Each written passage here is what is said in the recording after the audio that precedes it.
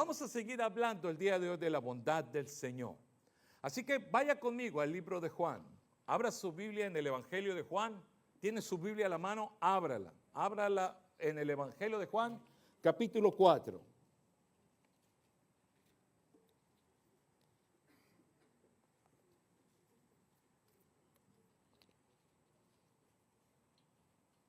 Vamos a regresar a nuestro relato, a nuestra historia del Evangelio de Juan. Estamos estudiando, estamos juntos meditando en el Evangelio de Juan. Y quiero que recuerde algo muy importante. Una palabra, un concepto clave en el Evangelio de Juan es creer. Creer. No se le olvide eso. Porque cuando usted lee el Evangelio de Juan con esto en mente de creer, que creer es algo clave, usted va a descubrir cosas maravillosas. Y va a ver cómo Juan siempre tiene el propósito de mostrarnos que tenemos que creer en Jesús. Tenemos que creerle a Jesús. Así que regresamos a nuestro estudio, hermano. Y si usted ha estado con nosotros, sabe que hemos estado hablando de la historia de Jesús y la mujer samaritana. ¿Todos recuerdan la historia? Estamos hablando de esa historia.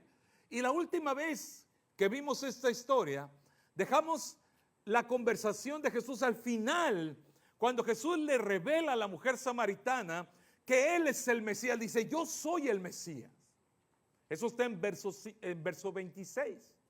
Así que vaya conmigo, vamos a retomar la historia. ¿Qué pasa después de que Jesús se revela a aquella mujer?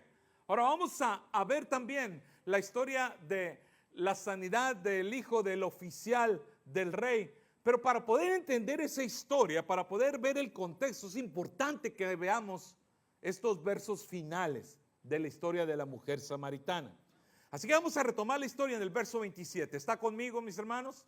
Dice, entonces vinieron los discípulos. Recuerden, los discípulos no estaban allí. ¿Dónde andaban los discípulos? ¿Alguien recuerda? Estaban en el pueblo. ¿Qué andaban haciendo en el pueblo? ¿Alguien recuerda?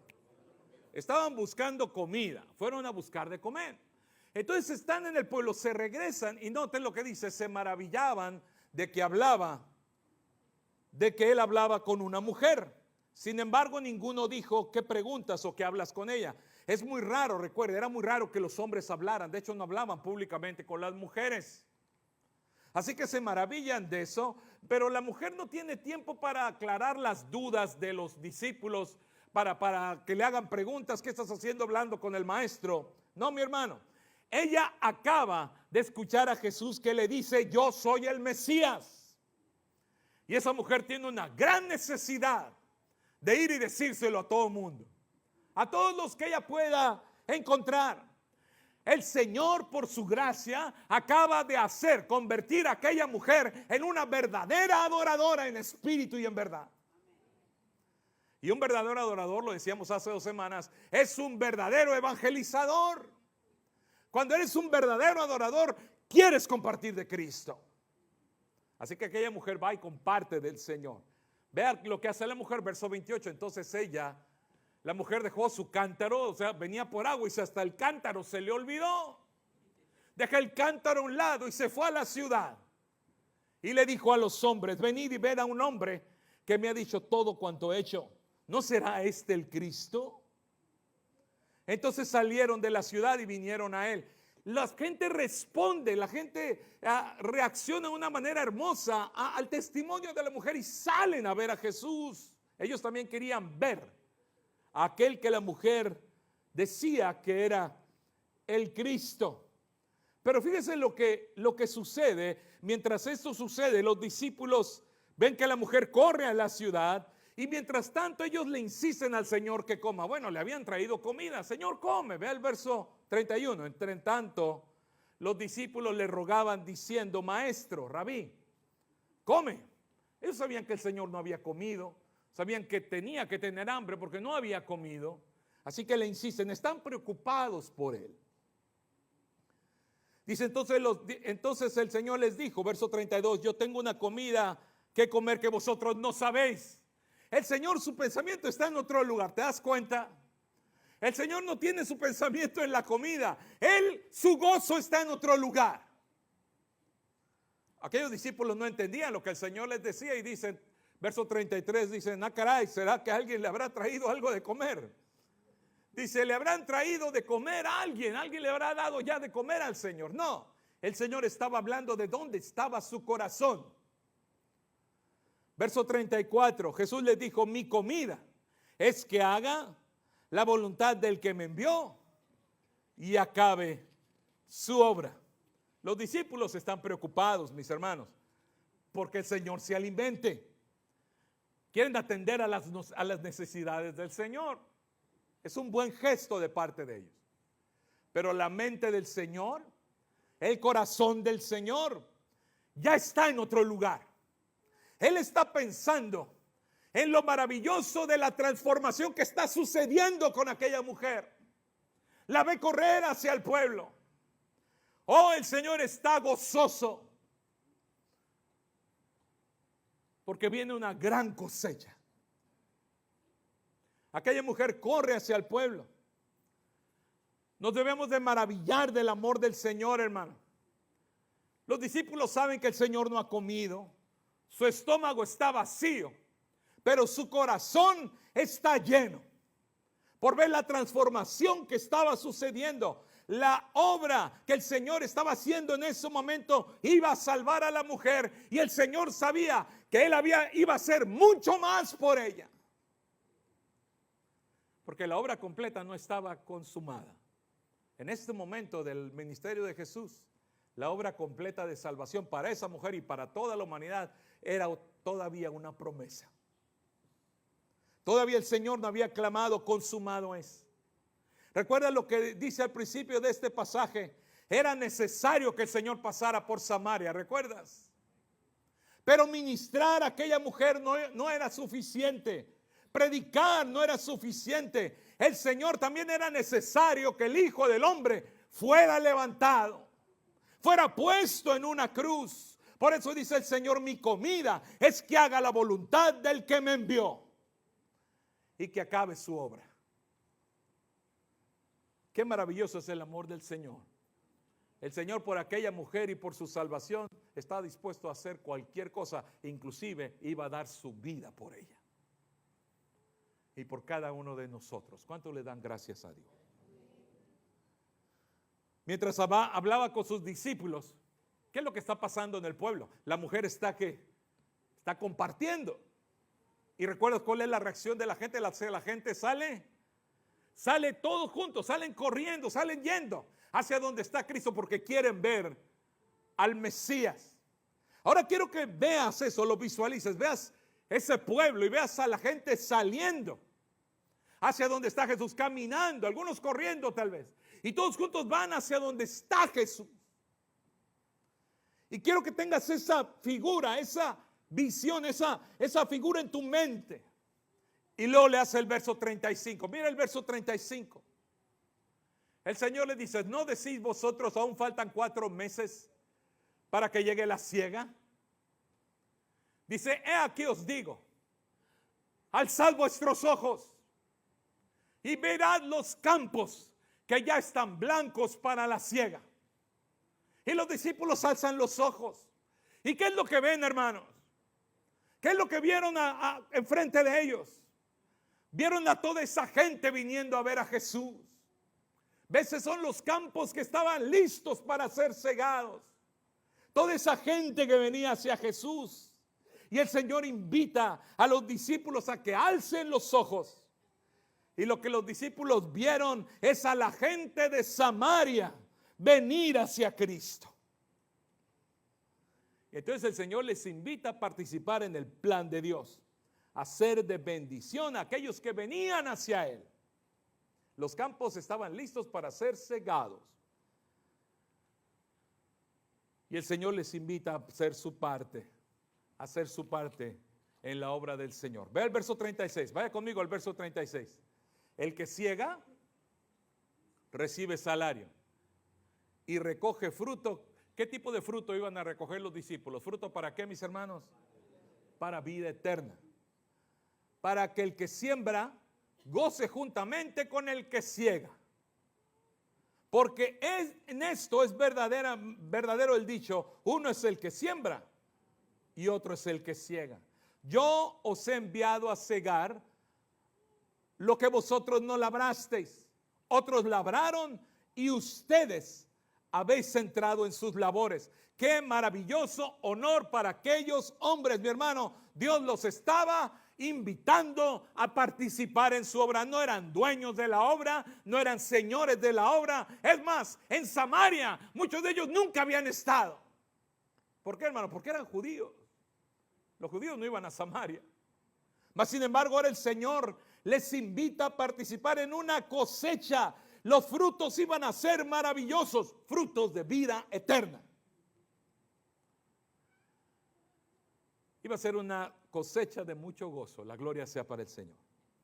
Ahora Dios sigue invitando a gente ordinaria a hacer cosas extraordinarias.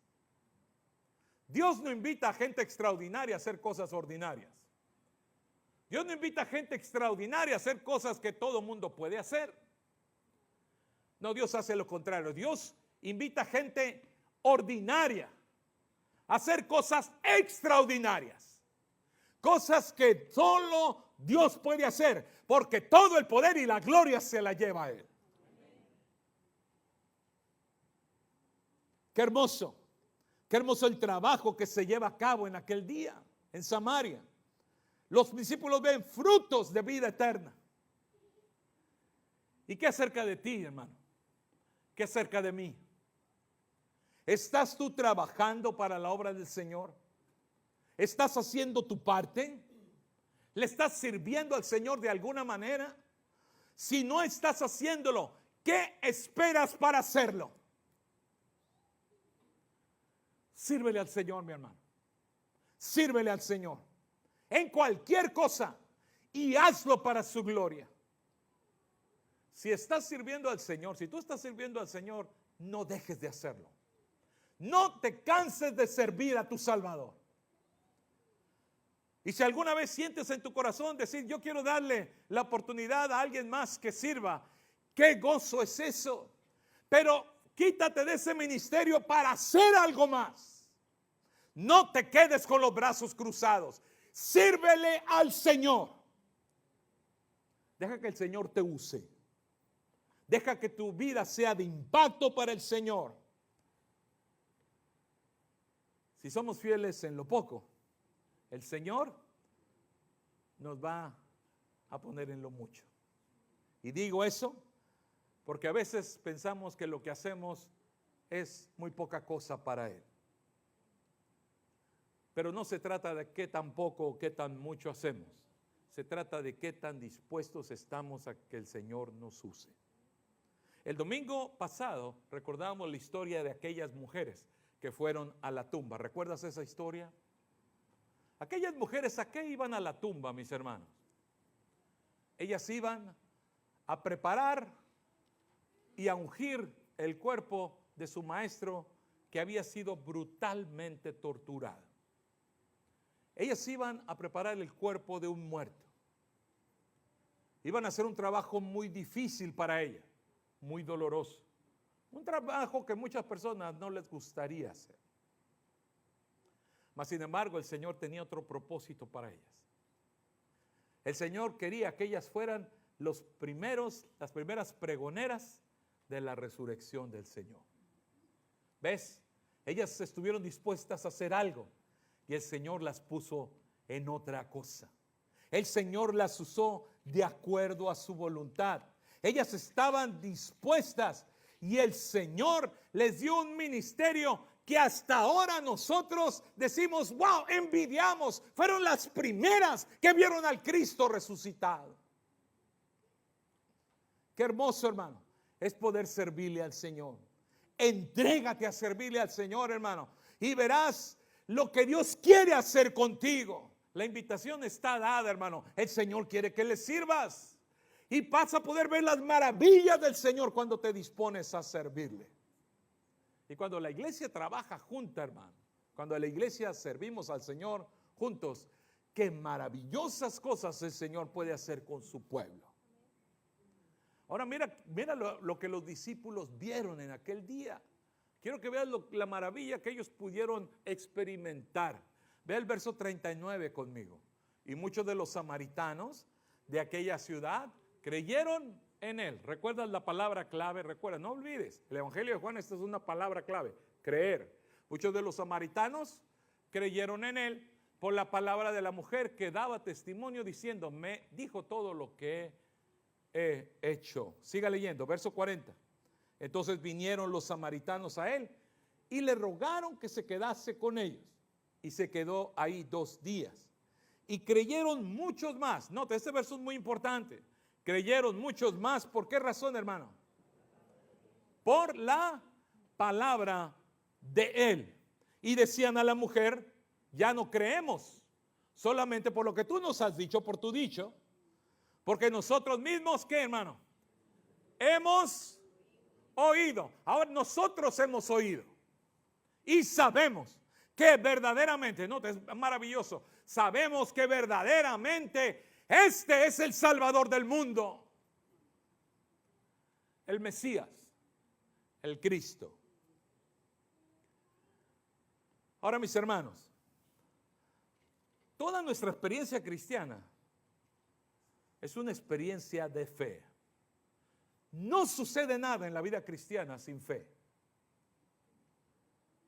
Y la siguiente historia que tenemos es un reto a creer.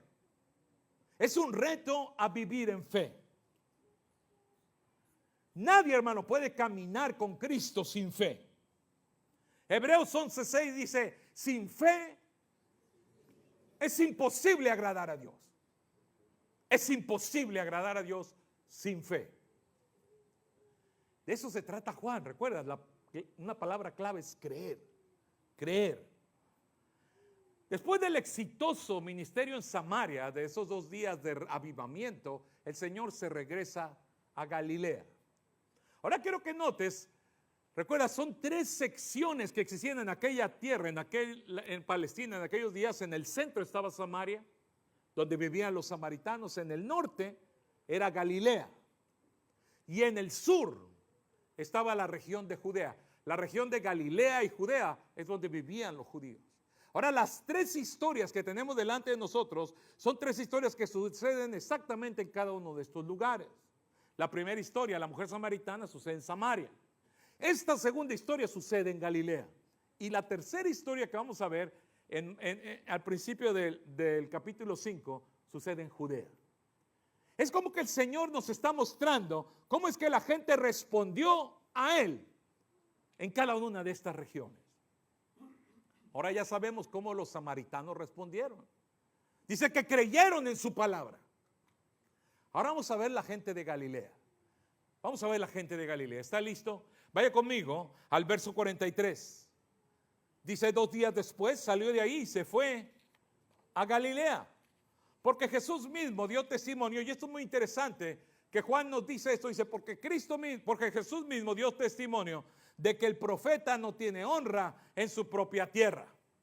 En otras palabras, había habido una respuesta muy grande en Samaria, pero ahora Jesús se dirigía a un terreno que no era tan favorable para él. Era un terreno hostil, unas personas que no lo aceptaban como Mesías. ¿Recuerdas lo último que vimos?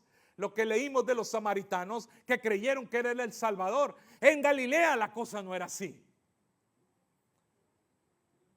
Sigue leyendo, verso 45. Cuando vino a Galilea, los galileos, y quiero que note esto, le recibieron. ¿Pero por qué le recibieron?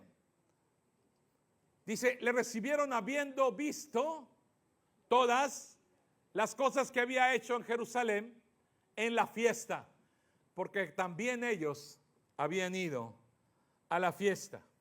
La gente de Samaria, recuerde, le habían aceptado y habían creído en él como Mesías porque creyeron en su palabra. En su palabra. Estas personas, los samaritanos, no habían creído porque habían visto milagros.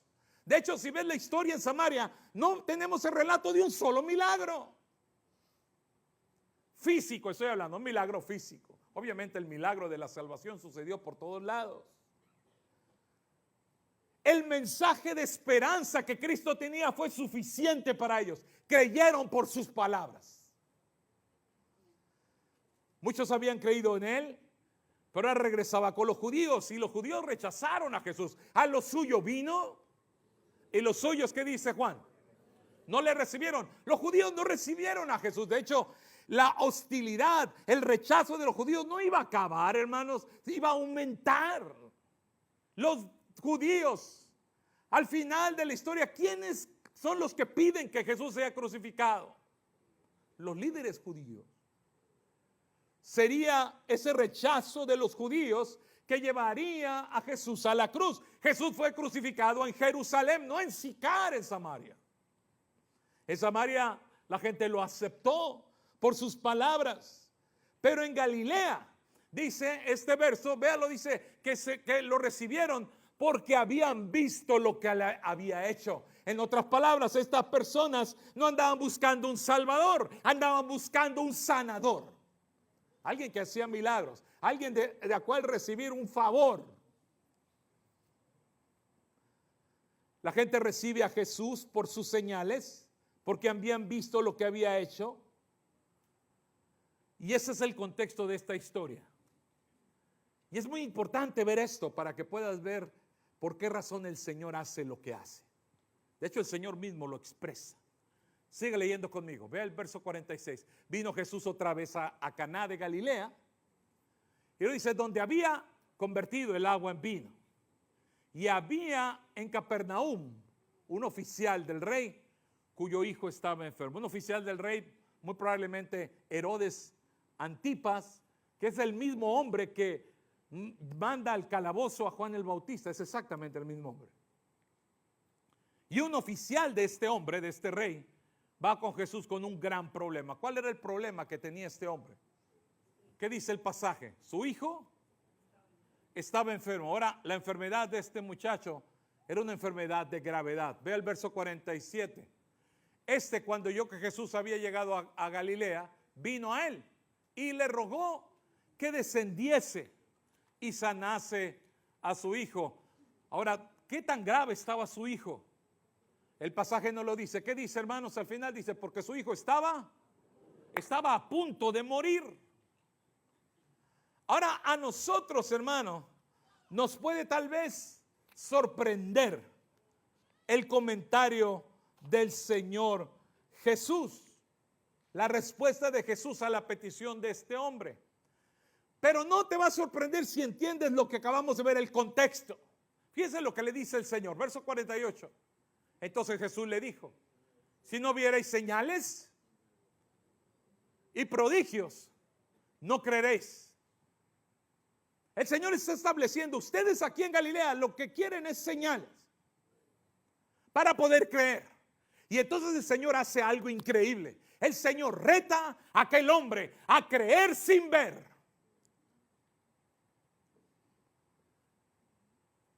El Señor le reta a aquel hombre a vivir por fe. El Señor le reta a aquel hombre a hacer lo que los samaritanos habían hecho, creer en su palabra. Y el Señor lo hace de esta manera. Ve el verso 49. Dice, el oficial del rey le dijo, Señor, desciende. Una vez más le ruega, antes de que mi hijo muera. Y aquí está el reto de parte de Jesús. Pone atención, dice Jesús. Y Jesús le dijo, tu hijo vive. Tu hijo vive. Ve, regrésate a tu casa porque tu hijo vive. Ahora, aquí está el reto. Jesús ya dijo su palabra. ¿Cuál era el reto, hermano? El hombre tenía que creerle a Jesús. Ahora el hombre pudiera haberse parado y decir, perdóname Jesús, pero si ni siquiera has tocado a mi hijo. Ni lo conoces, no lo has visto. No, tú tienes que ir a mi casa y tienes que tocarlo ahí. Aquel hombre pudiera haber insistido. O simplemente darse la vuelta y regresarse, creyendo lo que Jesús estaba diciendo. Jesús le invita a aquel hombre a creer en su palabra. Le invita a actuar en fe. Aquel hombre no estaba en su casa. Y Jesús no iba a ir a su casa. No iba a tocar a su niño con sus manos. Pero Jesús le está pidiendo algo maravilloso. Le está pidiendo un acto de fe. Regrésate a tu casa, porque tu hijo vive.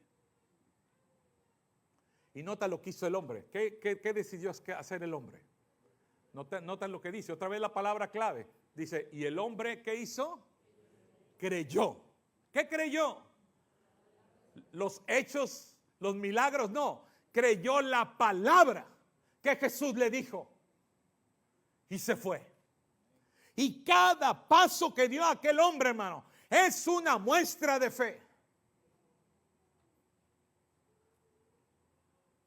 Mira lo que dice Jeremías 17:7.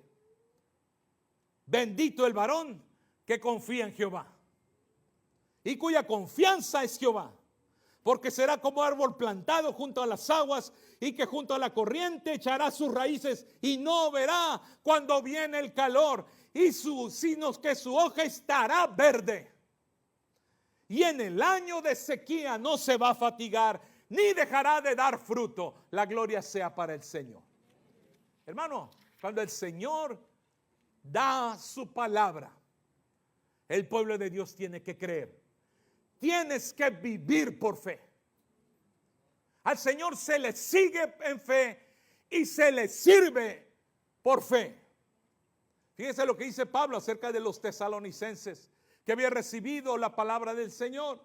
Dice, por lo cual también nosotros sin cesar damos gracias a Dios de que cuando recibisteis la palabra de Dios que oíste de nosotros, la recibiste no como palabra de hombres, sino según es verdad, la palabra de Dios, la cual actúa en ustedes los creyentes. Hermano, tenemos que vivir por fe y tenemos que creerle al Señor. Cuando el Señor habla con Marta en Mateo 11, Marta, su hermano, está muerto, Lázaro. ¿Recuerdas esa historia? Y Marta le dice, Señor, mi hermano está en la tumba ya varios días y su cuerpo ya está en descomposición. Y esta es la respuesta del Señor a Marta. Jesús le dijo a Marta, Juan 11:40, Jesús le dijo, ¿no te he dicho que si crees vas a ver la gloria de Dios? Hermano, tenemos que creer lo que el Señor nos dice. Mi hermano, mi hermana, yo desconozco tu situación hoy. ¿O qué petición tienes delante del Señor?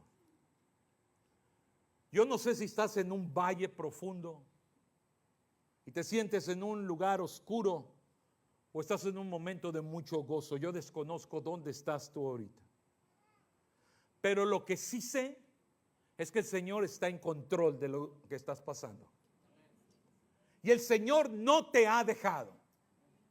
No importa dónde estés, el Señor está contigo. Ahora, yo no sé eso, hermano, porque yo sepa todo de tu vida, en ninguna manera. Lo sé porque la palabra de Dios lo dice. Porque el Señor te ha dado palabra que dice que no te va a dejar ni te va a desamparar. ¿Ves, hermano? El Señor ha dado su palabra. Aquí está, hermano, su bendita palabra. El Señor ya te dio su palabra. Ahora tienes que vivir por fe.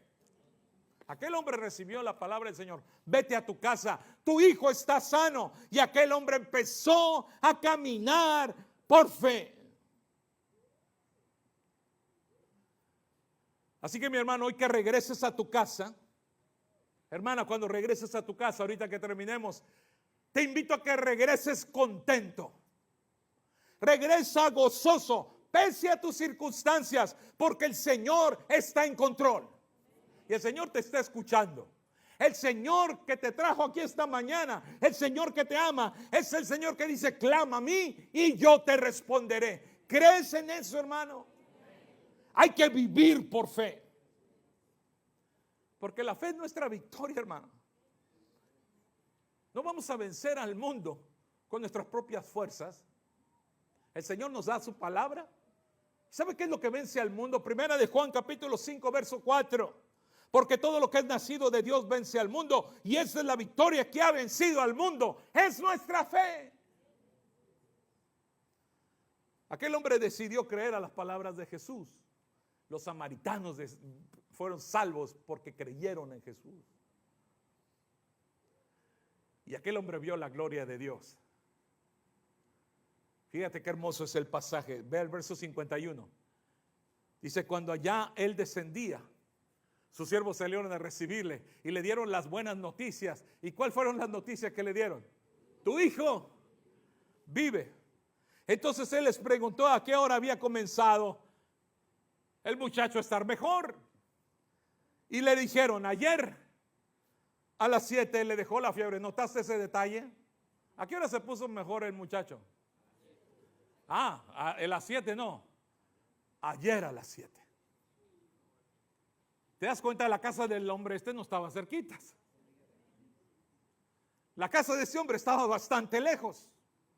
De hecho, le tomó, no sé, tuvo que caminar hasta el día siguiente para llegar a su casa.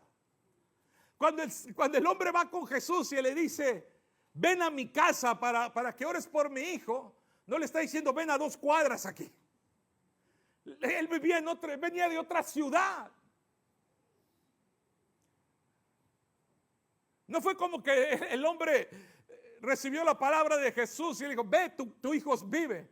Y este hombre se regresó y 2 cuadras después ya vio lo que Dios había hecho. No, mi hermano caminó toda la noche. Fueron horas y horas que no sabía nada.